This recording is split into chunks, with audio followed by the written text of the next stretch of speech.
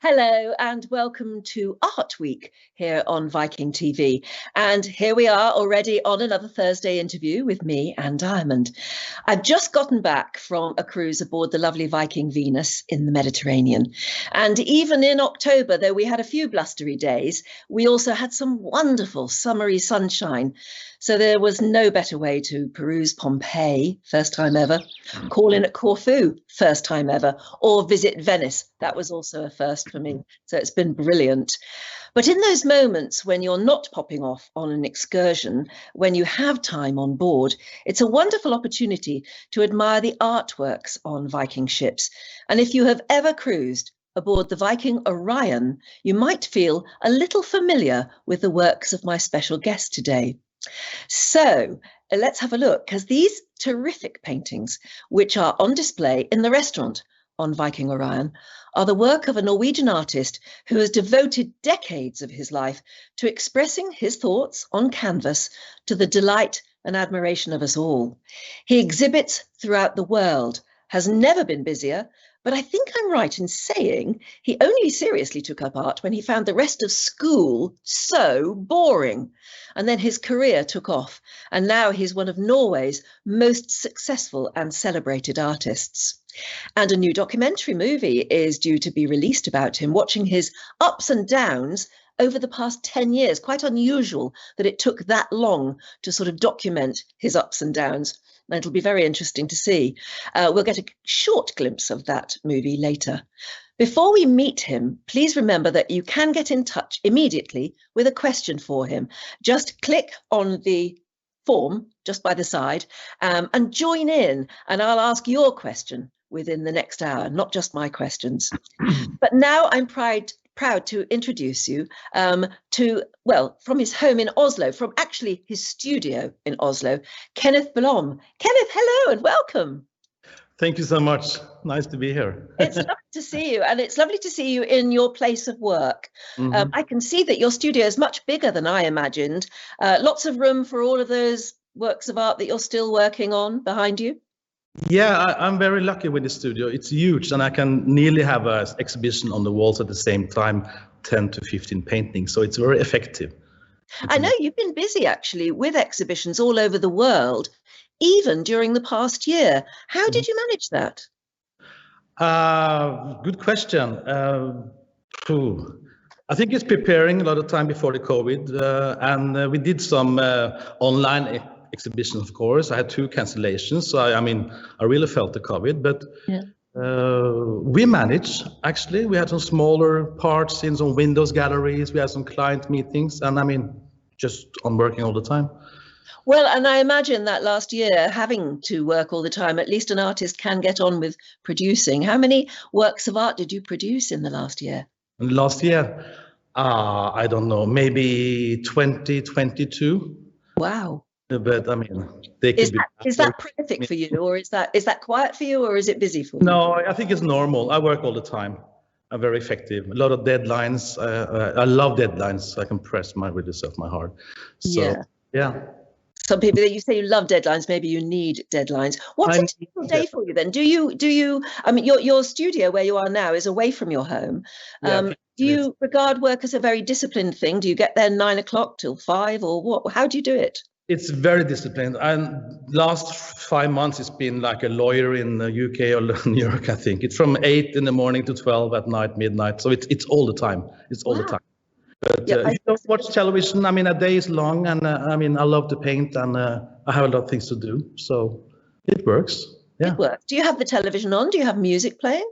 No, sometimes music, but no, it's quiet. I try to listen to books and podcasts, but it's difficult. I really am quiet. I'm trying to sing when I work sometimes, but it's really? Yeah. Fantastic to demonstrate. You sent us some lovely photographs of your work, but also some photographs of you working.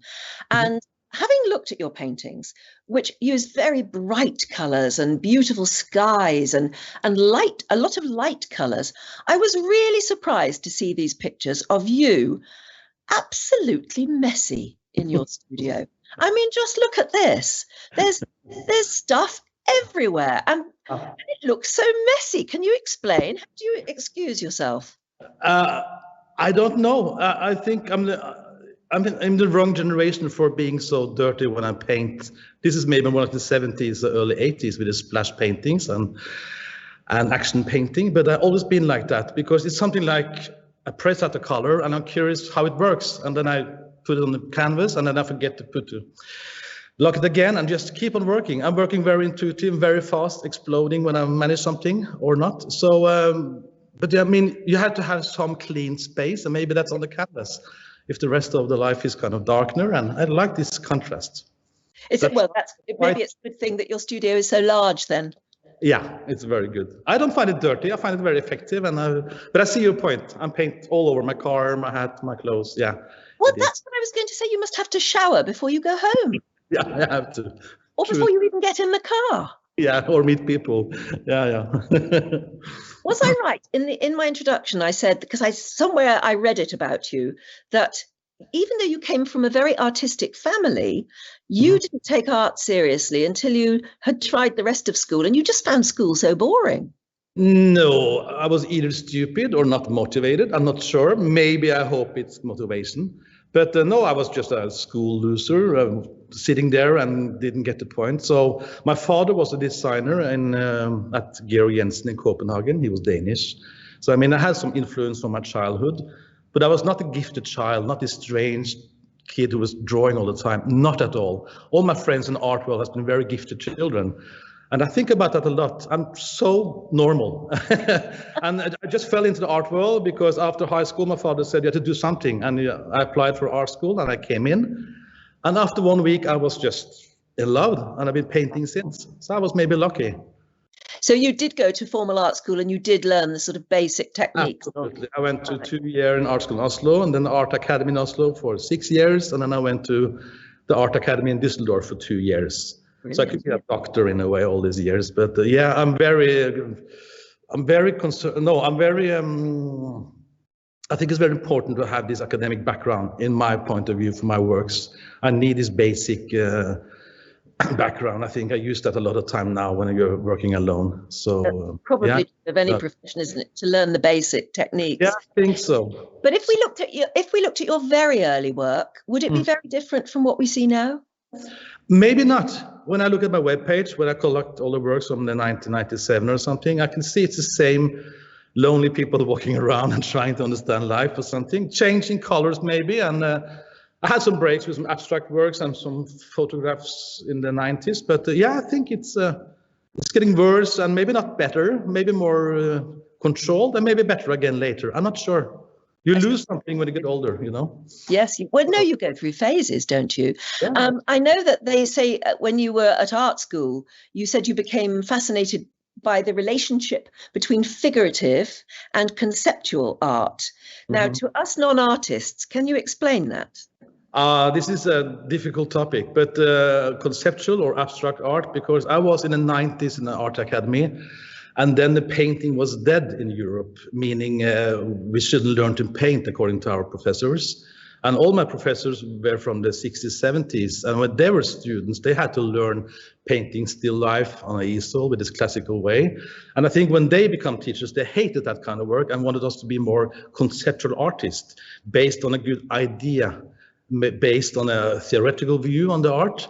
And so maybe 5 or 6% of the students in my generation felt that, okay, but we still love to have this stupid belief in art, in just a canvas, and just don't be too smart to do this. So we just kept a distance. But it was a big fight, actually. We were 19, 20 years old, and we were really called just to drop out to school, what you do here. So it fascinated me, and especially when I started to learn art history, and I saw all the works of Velázquez or Goya or Munch, of course, and I noticed all these abstract qualities in a figurative painting, the geometrical things, all these compositions, and I saw these grids, and I really saw some Mondrian in those artworks. Then I understood that we didn't learn about the whole view to the art scene or to a painting. So I use that a lot today, these abstract angles and geometrical figures and so on, to make a clear stage from my actors in a way. And so I was fascinating of the discussion, because it was a discussion between believing in something you don't understand, or being so sure about the idea, like a conceptual idea, that you can serve it to an audience. With all respect, but I'm more like a dreamer. I'm more like a stupid dreamer, like to go into a world I don't understand. So you're leaving a platform which are safe, and you are just jumping out in something out there. And I mean, at one point, didn't you try giving up the paintbrush altogether and just going with airbrush techniques? I didn't give it up. I just tried to avoid to be a clever, talented person, which made a copy of what you are. Reach to which level. I always try to change, because I don't want to be fat and rich and bored with my things. And I always try to do it from a new angle, which all artists do, I think. So I took a year in Düsseldorf, just painted abstract black and white with airbrush. I hated it. It was awful. It was cold. But I think I used that experience now very much. Yes, but now we see human beings, and you love human beings. But I read about you that you are fascinated by people in a frozen moment in time, almost.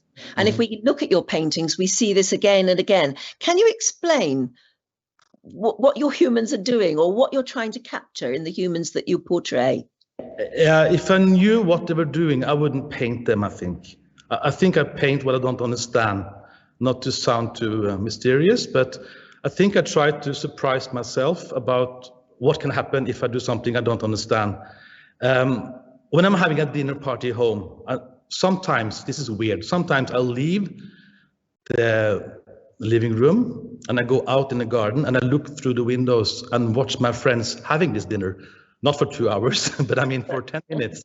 So I watch people from a distance, and it's so fascinating. It's something sad, it's something vulnerable, it's something weird by having this distance to people. So when you're observing people in a group or alone on a airport, whatever, I just feel in contact with that situation. So I try to copy what I see all the time.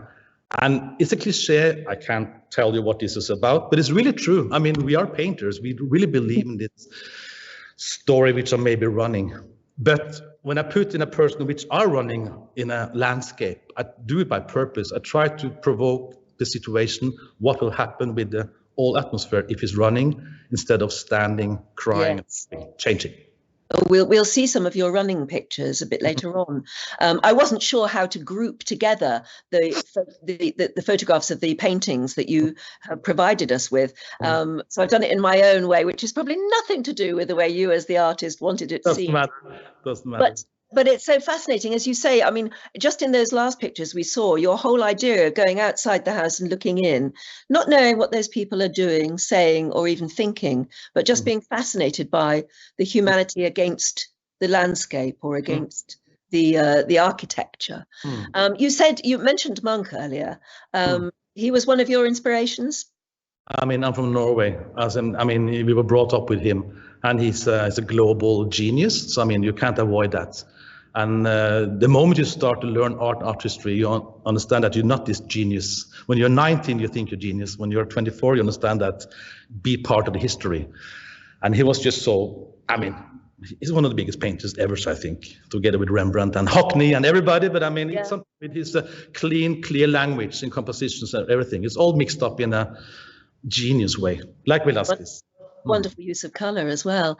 Now they say, I know you probably hate labels, but you're often considered to be part of this northern melancholic romantic movement.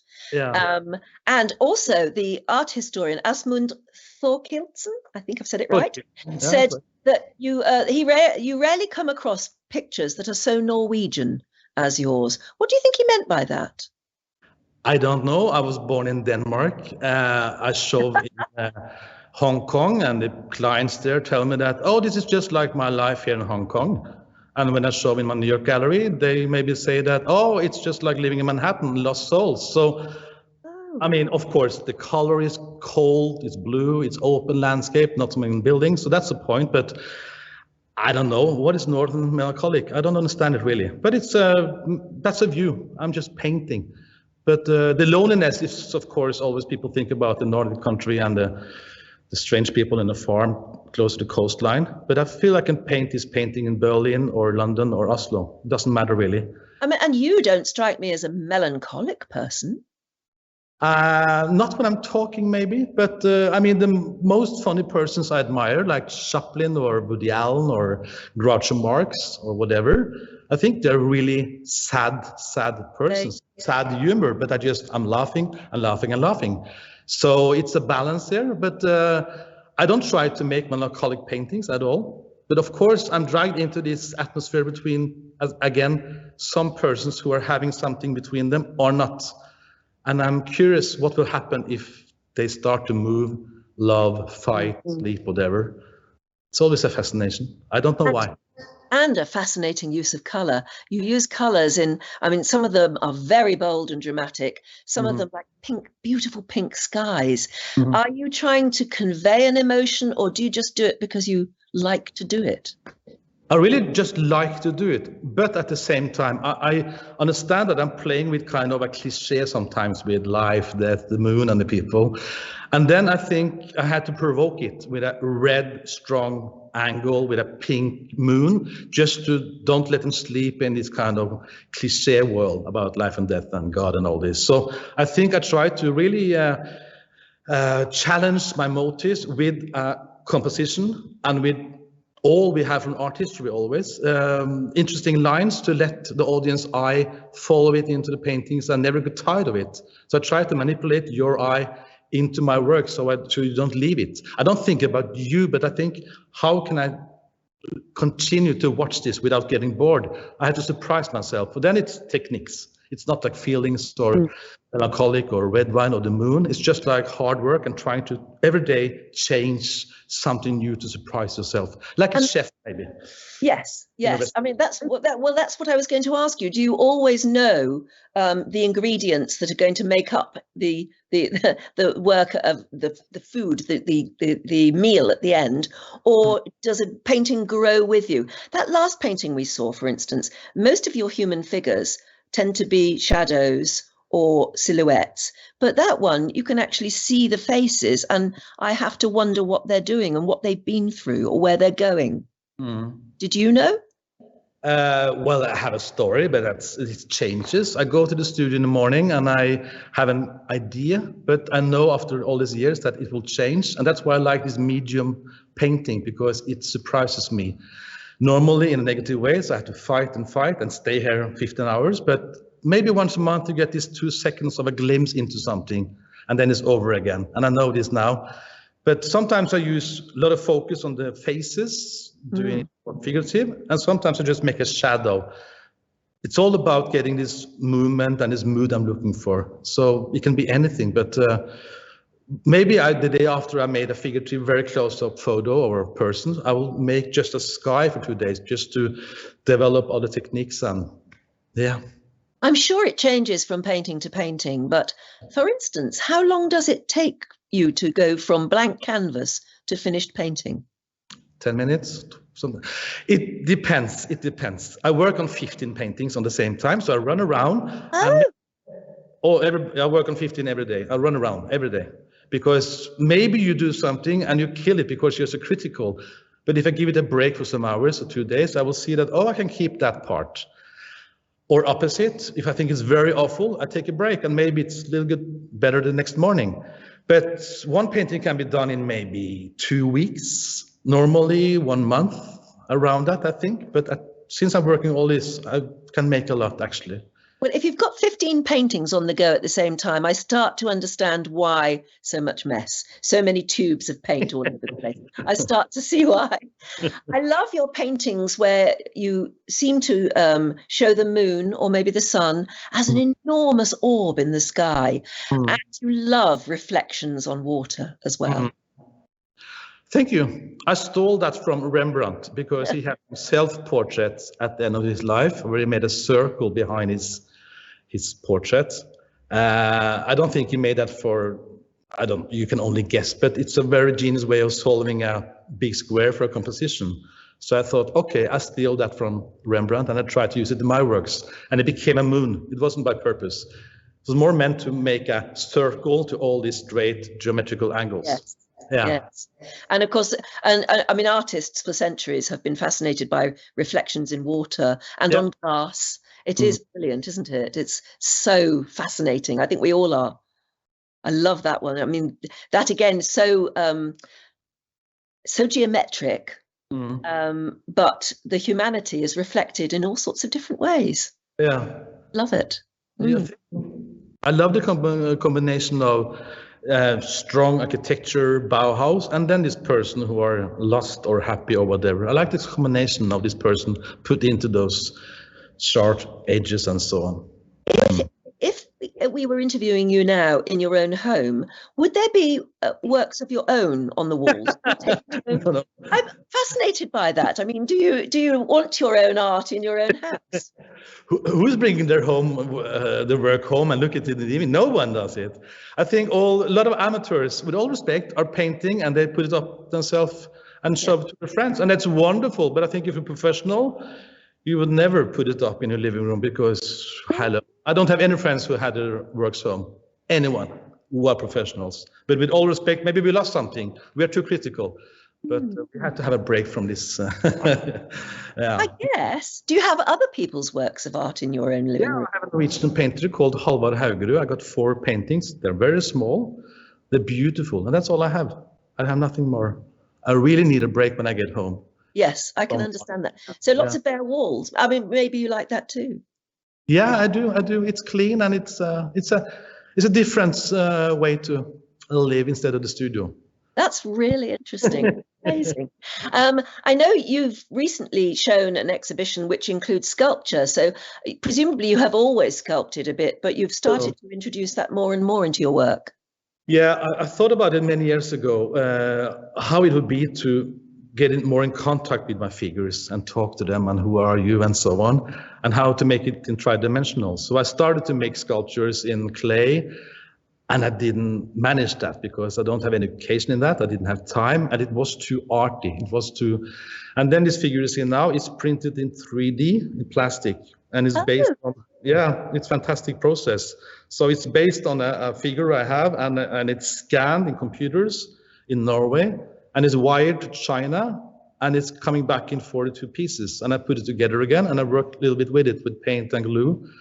This is really new. How did you do the original artwork for it? On a computer? Abstract shape in a way, like a stone. And then you work with the balance and the symbolic, and then you put on different kinds of effects manipulated on computer. And I use my son's face, put it into the computer, and put it all together. It's working with 4 other people. It's really fascinating dialogue we have now and then. So now this is plastic, and now I'm just making 2 in bronze, also in China, coming back in 2 months. And again, they will have started as computer images, 3D printed, then cast bronze. Start sculpture in clay. I made it first, but not like this. Yeah. And the point for me is it's not important how much time I use, what it's made of. I just like in the paintings, I need it fast, I need to see what it is, and I need the expression. It can be made by chocolate or marble. In a way, it doesn't really matter. Just as I get the expression of the person, I'm satisfied.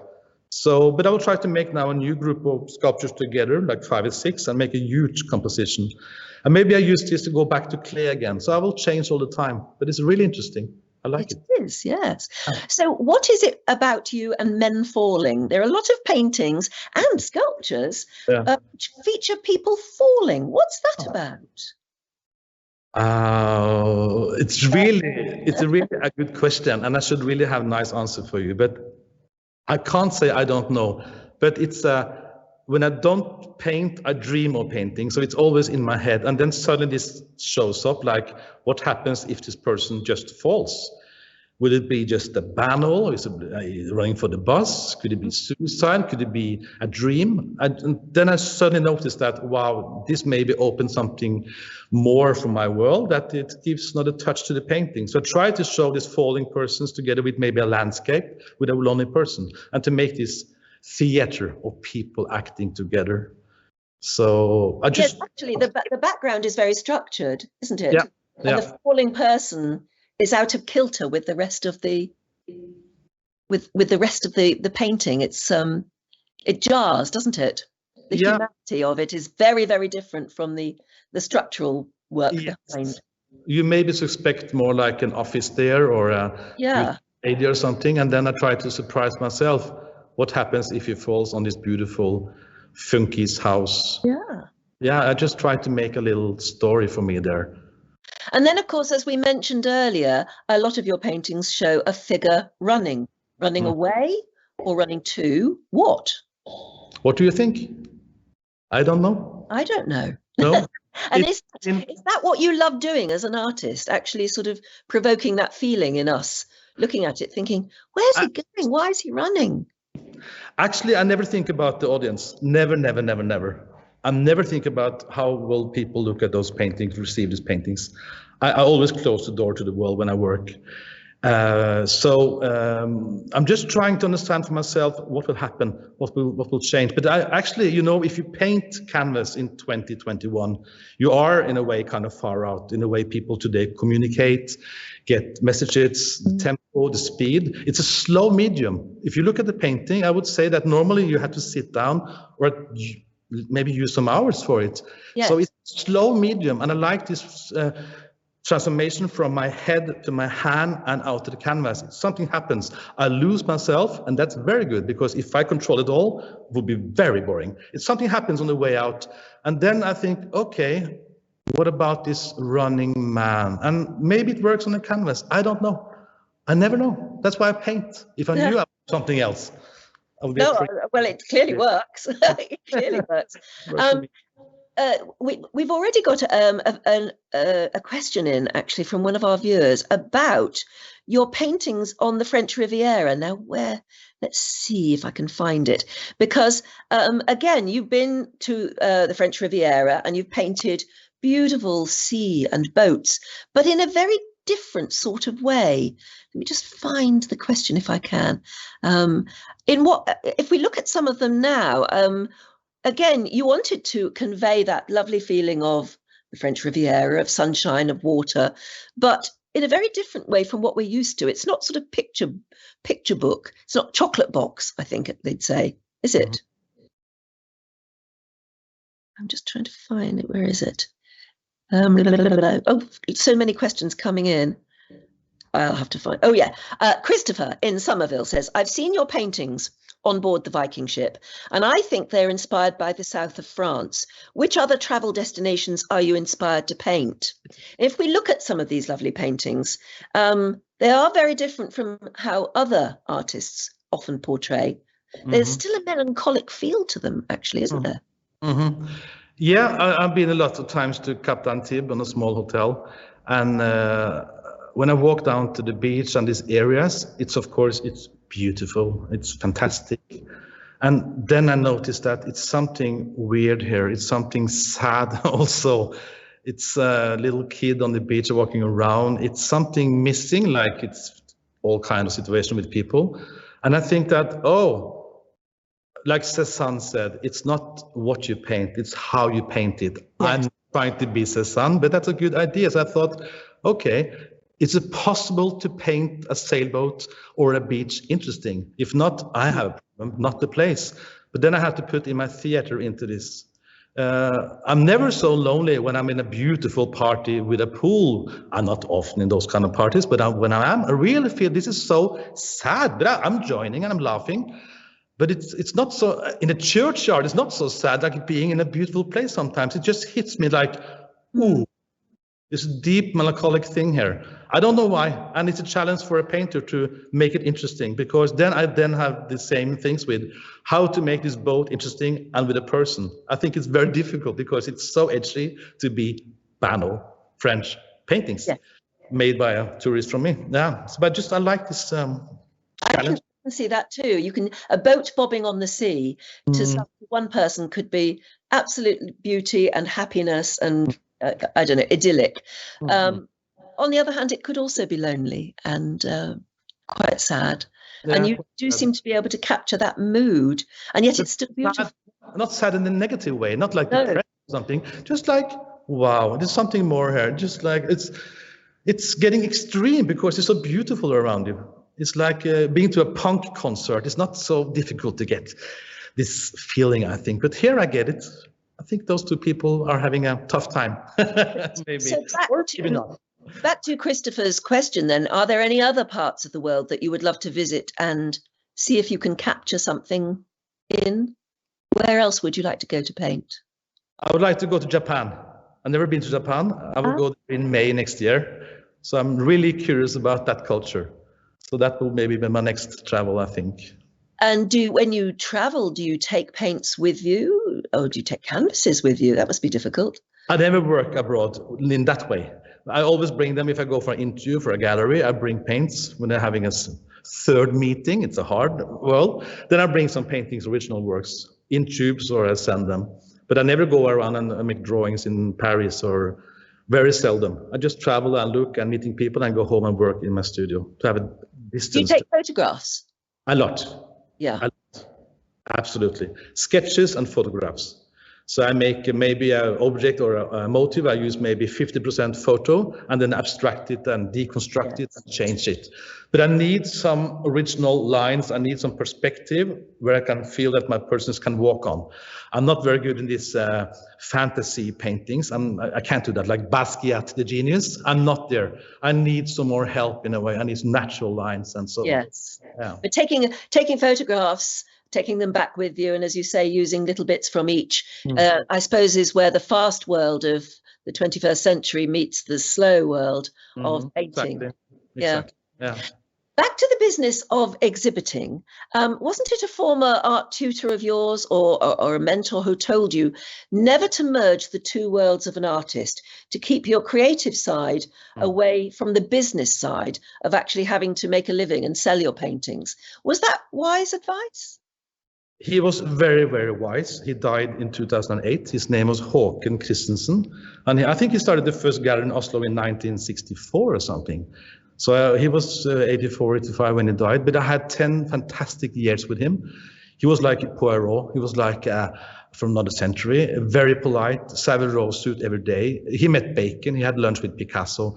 He was in Cornfield Auction House. I mean, he was really a fantastic person. Very strong, very intense, and he was in my studio every second day and just sat down and watched me paint. I think he was just addicted to be together with art, but he learned me so much about this, because when I came into his gallery in Oslo, I met this new international world in a way, because he told me that bake your bread, close the door, and then open it and sell the bread. And that is something we never learned in art academy, not the mentality in Norway.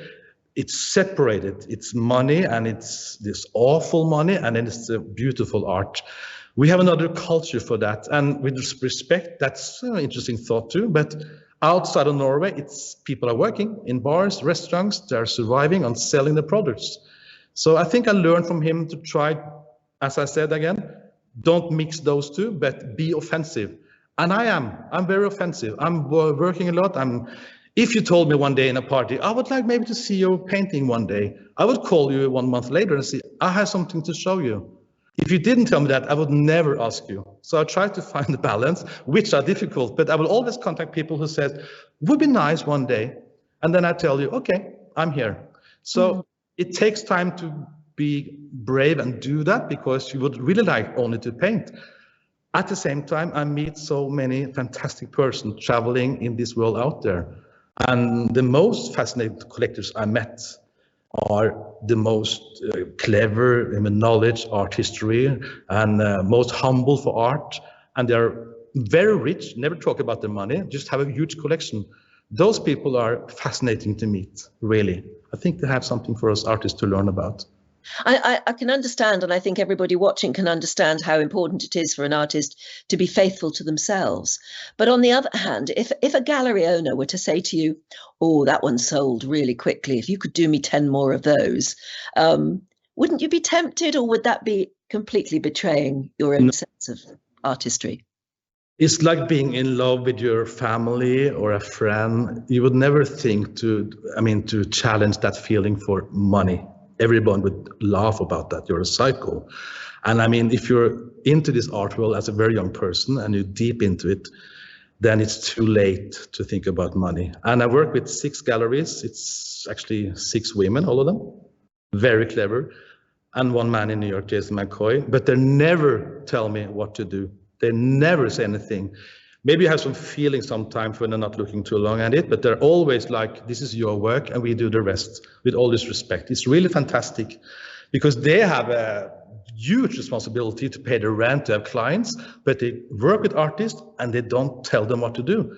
I think that's an interesting attitude to the art world as the galleries are doing, really. Do they come to you and see what you're doing, or do you take to them? It's a mix. We have this premiere on the movie on Friday in Oslo, and then they're coming from the whole world, 7 of the galleries, to Oslo.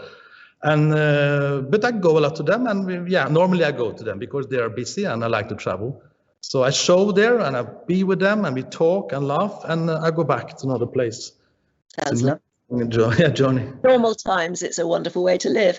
In a past interview, I know that you said art cannot change the world, but of course it does have an impact. How important is that impact, do you think? I said that from my point of view, a lot of people can change the world with art. I don't know, but I think for me, when I read a book, listen to music, or meet an interesting person, you get these ideas, you get these impulses, and you think about something else the next day. A little bit banal this, but that's the same with art. I mean, I don't think Munch can change the world, but he can change the attitude to people. And that's, if art can do that, I think that's a big gift. That's maybe the biggest gift we have. I don't have any really relation to political art. It's not a thing, it's not a movement. It's not like disrespect, but I'm not in that world. I really separate those. I think they are connected to a time which lasts for 10, 15 years. But when you stand and look at Velázquez again in Prado in Madrid, or a close-up to self-portrait of Rembrandt, which I did in Berlin last week in the Gemäldegalerei, I'm just standing there in front of this person which Rembrandt painted, and I'm connected. We talk to each other, and the mood Rembrandt was in when he made the painting is transformed to me, or to everybody who looks at the painting, through 300 or 400 years. That's amazing, isn't it? That's what I'm looking for, not to make a painting, but to have this experience. That is all about. All the rest can just like that. That is astonishing. Yes, there's an emotion. There's something that conveys over all of those centuries. Yeah, just by looking at it. Astonishing. Like Notre Dame in Paris. People say, "Oh, artists are using all our money and just running around." And just think about what art makes of money to a country like France, the most visited country in the world, maybe. And Notre Dame. Just think about all the money this church makes for the tourist industry and so on for all this couple of hundred years, thousands of years. Got it. And the emotion we felt when we saw it catch fire. Absolutely. I don't think I've ever been so upset from watching something on the news. It was terrible. It's true. And that was this beautiful, beautiful work of art made by artists and artisans for centuries. Everybody contributing something for a reason. Yeah. It's always sad when Liverpool loses 2-1 to Man U, but I mean, this is something else. The whole world was crying. Fascinating. We all cry for different reasons. Tell me about exhibiting and hanging pictures. We've got some lovely pictures, and I know that, as you were saying earlier, a lot of the people you exhibit with have become friends over the years. Where are we here? Here we are outside in Denmark. It's a huge art fair, and it's an art dinner in the evening for collectors and critics and artists. And my gallerist are the lady in the middle and her assistant, and the man on the right is director of the museum. And this is a funny photo because compared to, again, Norway, which I love, of course, but this Danish director, he said to 400 people, all Danish, he said, "Welcome to this collecting dinner, and please drink my wine and eat my food. But before you do that, take a look into our new collection of Richard Serra." And then he says, "Because it must be fantastic for you gallerists to see some art without trying to sell it." And then 400 people laughing. I don't think you could say that in Norway, because we don't have this close connection between, again, as we said before, money and art. But in this culture, it belongs to it. Yeah. It's interesting, isn't it? Yeah, very. It is. And this is a picture we've seen before here, but this is all your artwork, and of course one of your sculptures there. Yeah. Plastic again, I presume he was 3D printed. Yeah, a small one, the first one. Yeah. Are all your canvases big? No, They are not, but they are big because I like to try to maybe walk into them and take part of this stage in the canvas. But I mean, Vermeer made small paintings, so it's not about that. But I like the big size. I like this. It's difficult to transport and to whatever, but it's normally 140, 160, 170, 190. Oh, they're big, yeah. Those are smaller, 120. So I would like to make huge ones one day, but this really? size, yeah. But more awkward to sell probably, and that's on the Viking Orion, of course. Yeah, on the ship. There's no guests.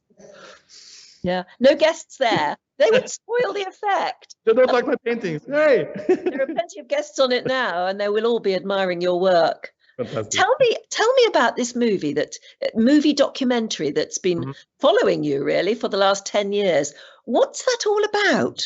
It's a Norwegian film producer, Tommy Norman, and he contacted me 10 years ago. And he said, I would like to do something, a YouTube, something 15 minutes with your work, because I'm working with jazz music and documentary, never an artist. And then we did that. Then I said, oh, I'm having a show in Berlin. Would you mind to take that into the movie?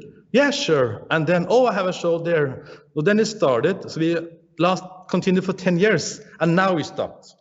And then he said, in a way, it's good to have a lot of material for 10 years, because then we can squeeze it to something interesting on a small part. So my idea was not to make this movie about myself, this guy walking around in the studio and painting. It's more like getting introduction to the audience, what art can be. We interview a lot of people, a lot of gallerists, a lot of collectors, a lot of artists, curators, and we travel around to Asia, US, Scandinavia. And the idea is to just open a window into one part of the art world with humor, with ups and downs, etc. So the ups and downs are interesting, because I think that's why he followed you for so long. He actually did see your ups and downs. I don't know what your ups and downs were like. We'll have to watch the movie. But it's interesting that, most of the time we just see the result of your artwork. But it's lovely to see how that happened and the moods you go through and how they reflect in your work. Yeah, that's what we try to show. And also the way I work with galleries, how hard it is to get a gallery. People think that Guggenheim will call you in a studio and ask you to take a private jet. For me, it doesn't happen. For Jeff Koons, it happens. So for us ordinary people, we are working for it. And when they open a signal, like I told before, like we would maybe like to see something in Beijing one day, I flew down 1 week later and I show up on a gallery. And they're surprised because, okay, now we're here. And then I'm going back again, and they write me 1 month later and said, yeah, okay, now we can talk. I go down again, and maybe they say, no way. I go back, and then I send them more paintings 1 year later. This is kind of embarrassing to tell about, but this is the way it works for me.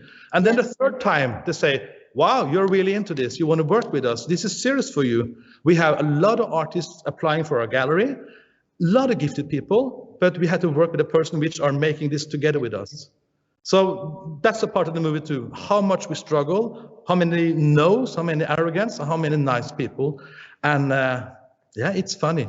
It's interesting. Well, I tell you what, we've got a very short trailer for it. Can't show the whole thing, obviously, but I thought everybody watching at the moment would love to see the trailer. Of course, the movie itself is called No Expectations. And is that did you choose that title? Is that what you believe? Just have a look, no expectations? Not at all. Never have. Okay, well, let's have a little look at the trailer for it now. No Expectations. I think the full thing comes out a bit later on this month. Let's have a look now. Talking about a Norwegian artist, it sounded strange and rather exotic. And having spent time in Copenhagen, I couldn't imagine that there was art in Oslo.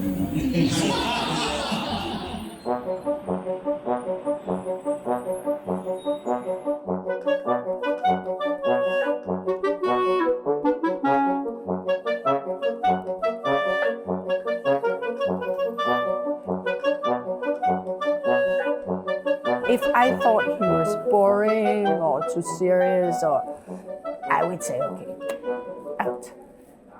I have to be amused in my life. I've probably always been like that, but I get worse and worse. I really want to have fun.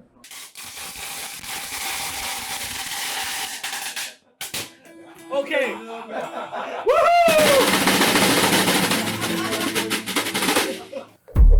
Man må trives med det, rett og slett. Man må synes det er morsomt, man synes det er interessant. Man kan ikke forvente at det skal være en opplevelse å gå der hver dag. Det er det ikke. Ja, så jeg har aldri drevet og malt. Jeg driver med ord. Kenneth maler, så han skal kanskje få slippe å drive med ord. People have always this higher romantic idea, about there is something more. Art world is really a jungle.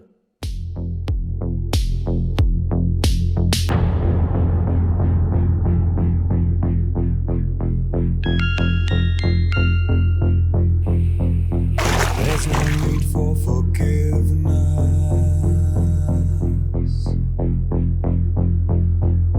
Not anymore. Everything that's done is done. Jeg har liksom aldri hatt noen forventninger om å bli sett, bli forstått, bli elsket. Stay tuned.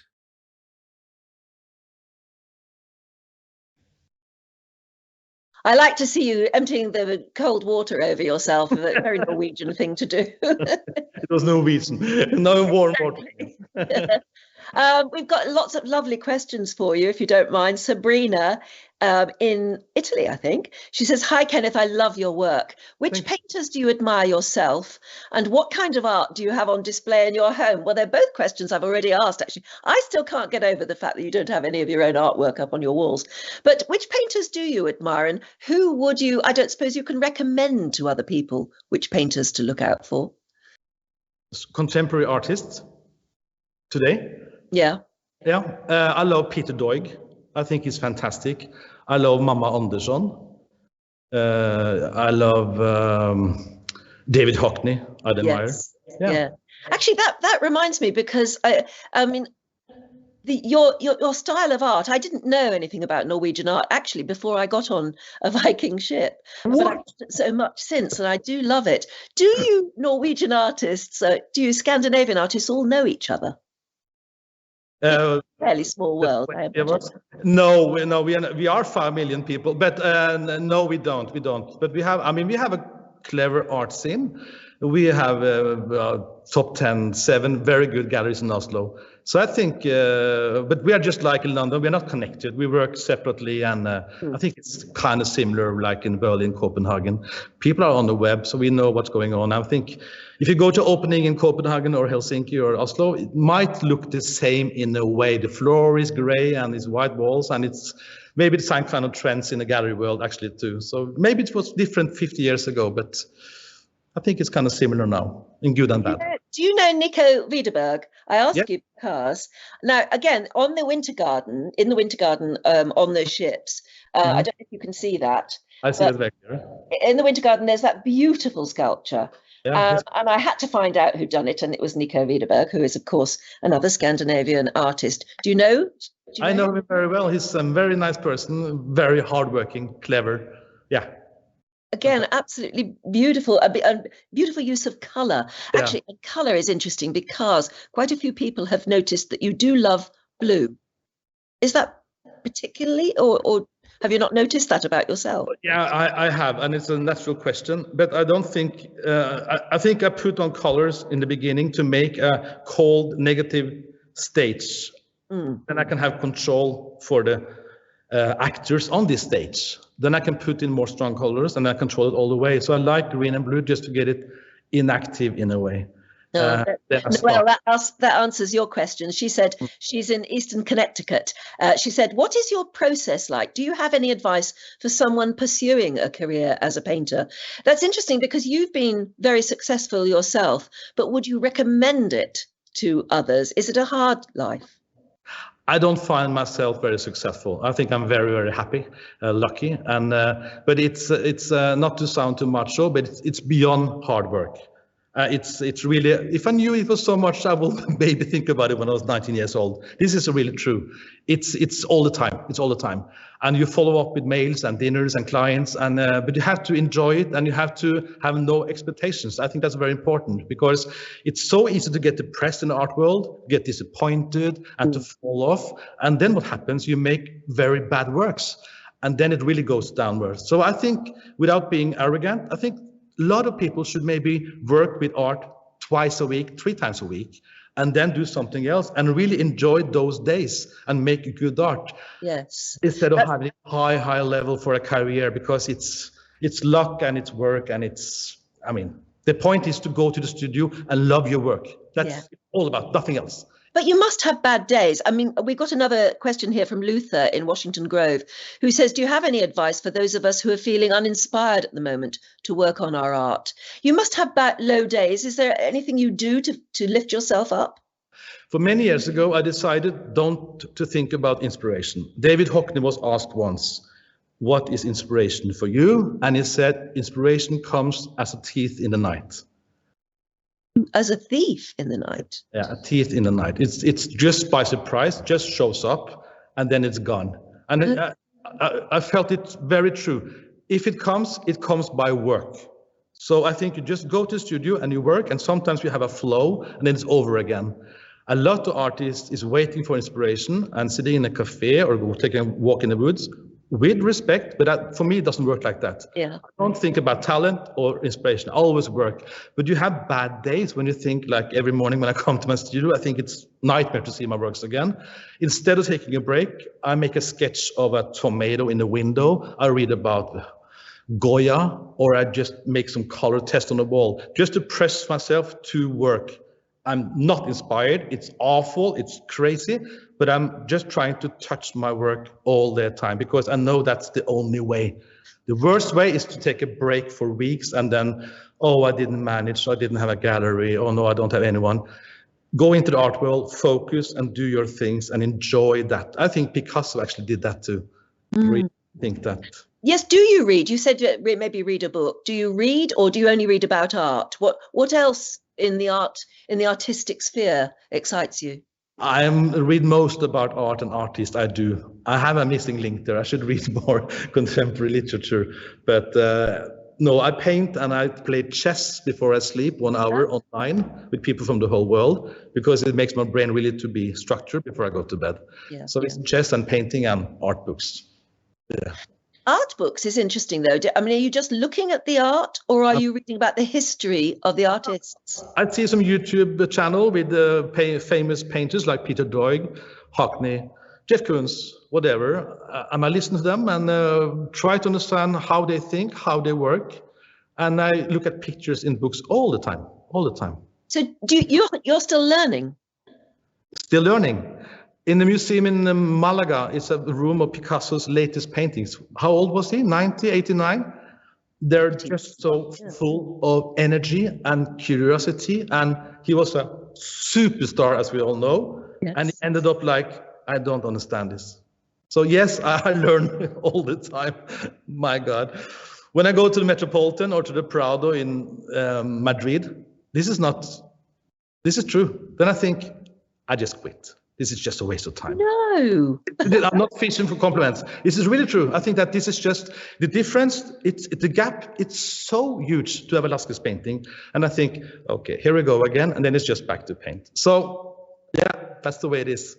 But I think I'm learning. People if you get really fed up, just send your paintings to them.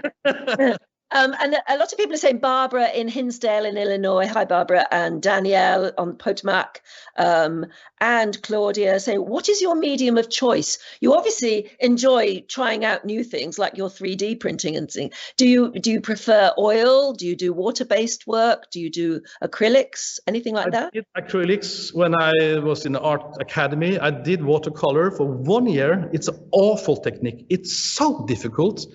And I had to do it for 1 year, and I do it sometimes, but it's mostly oil. But aquarelle, watercolor, is very, very good practice, because it really shows you how little you understand of the colors. Yeah, but as you say, it's all a discipline, and it's another challenge for you, I guess, isn't it? But now I have so many shows with oil paint, so I do that all the time. And I think that I don't understand oil painting still, so I still need some years to understand what it is. Really? Well, absolutely. Eileen from Methuen in the US says, do you admire any American artists? An American? Absolutely. I would say all these Jackson Pollock, of course. Yes. My galleries in New York, Jackson Pollock was his uncle. So through him, I really learned about his works. Barnett Newman, Donald Judd, yeah, a lot of American artists. Absolutely. Jeff Koons, I'm not sure. I'm not sure yet. I need some more time. Well, you don't have to be sure, do you? It's just fun exploring. Funny, but I still have Andy Warhol in my head. Well, look, I still can't get over the fact that you have empty walls in your home when you're an artist who most people would absolutely love to hang your work on their walls, and you still have empty walls at home. But that's just I suppose, as you say, you don't want to take your work home with you.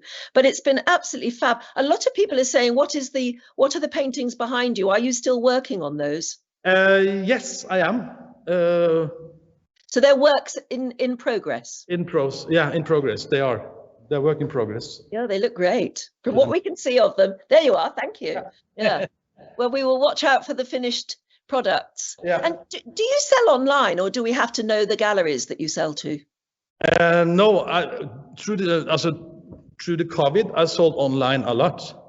And the galleries sell online, so it's online more and more based. Really, it really is.